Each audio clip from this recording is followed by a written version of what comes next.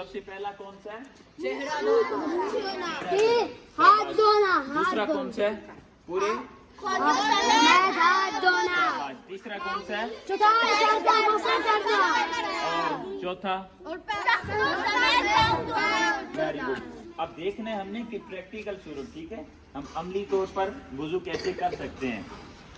जब आपने वॉशरूम से फारग हो जाना है, उसके बाद क्या करना है? सबसे पहले आपने हाथ धोने हैं। हाथ धोने, हाथ कैसे धोने हैं?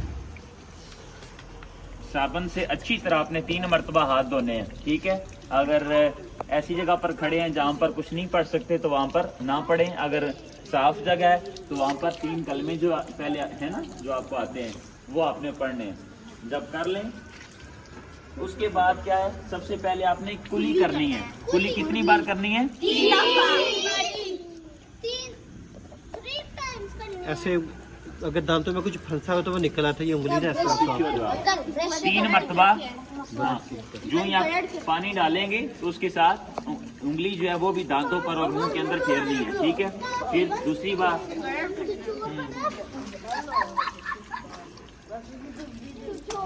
फिर 3 बार कुली करके उसके बाद फिर नाक में कितनी बार पानी डालना है? देखो जरा, नाक में सीधे हाथ से पानी डाल के और ये जो छोटी फिंगर है इसके साथ नाक को साफ करना है, ठीक है। अच्छी तरह नाक को साफ करेंगे, ठीक है। अगर कोई गंदगी वगैरह हो तो वो साफ हो जाए। फिर दूसरी बार और इसी तरह तीसरी बार। जब नाक साफ हो जाए उसके बाद पूरा चेहरा धोना। कहाँ से? कान की एक लौ से दूसरी लौ तक और ऊपर से। क्या बात, ये देखो जरा,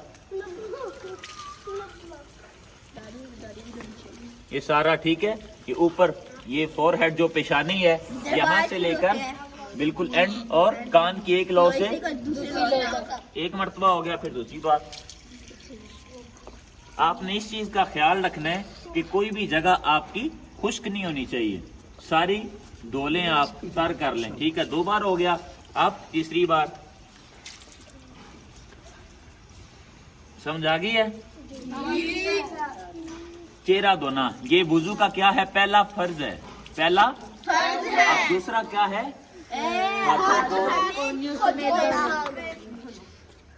ये क्या है? हाथ है, ठीक है।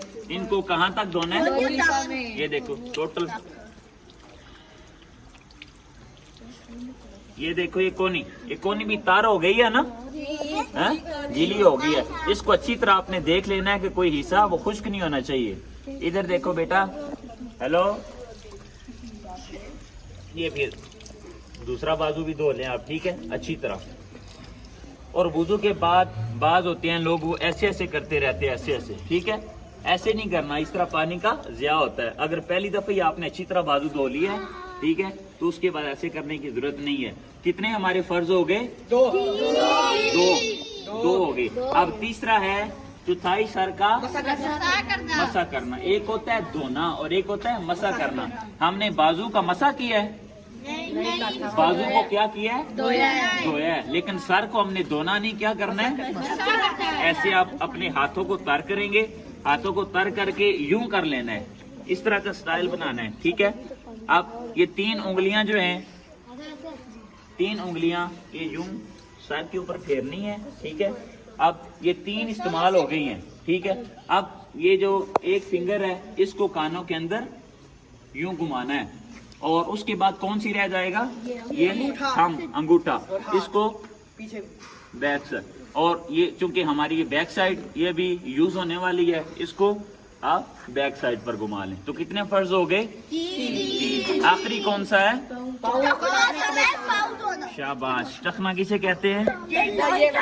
ये जो ऊंची हड्डी है इसको क्या कहते हैं? टखना। तो सही तरह आपने उंगलियों को भी देख लेना है, उंगलियों के अंदर कोई मैल वगैरह या किस तरह की चीज तो नहीं है, क्योंकि सारे पाँव को धोना ये हम पर फर्ज है।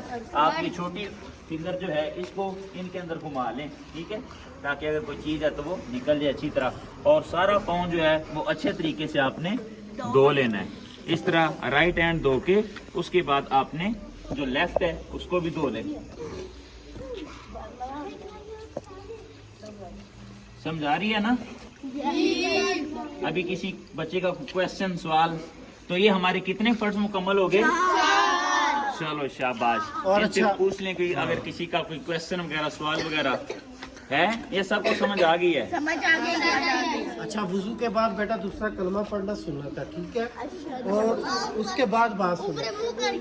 एक चीज़ है, वो एक बच्ची ने बहुत अच्छी बताई है, बल्कि उसने हमसे पूछा है,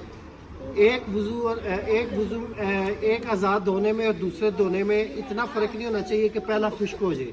मसलन अगर आपने चेहरा धोया है तो पाँव या कोहनियों तक इतना टाइम नहीं ज़ाया करना चाहिए कि वो पहला खुश्क हो जाए, ठीक है? वो तारी रहे तो अगला आप धो ले, ठीक है, समझा गया ना? ये ना हो कि आपने चेहरा धो लिया है और उसके बाद बातों में मशगूल हो गए हैं, कहीं चले गए हैं और आपके वापस आने तक आपका चेहरा खुश्क हो जाए, तो फिर ऐसे वुजू फिर आपको दोबारा करना पड़ेगा। तो इसलिए बेहतर यही है कि जब आप वुजू करने बैठें तो सबसे पहले वुजू को मुकम्मल करें और उसके बाद कहीं रवाना हो। चलें शाबाश, अब बैठ से चल के कुर्सी में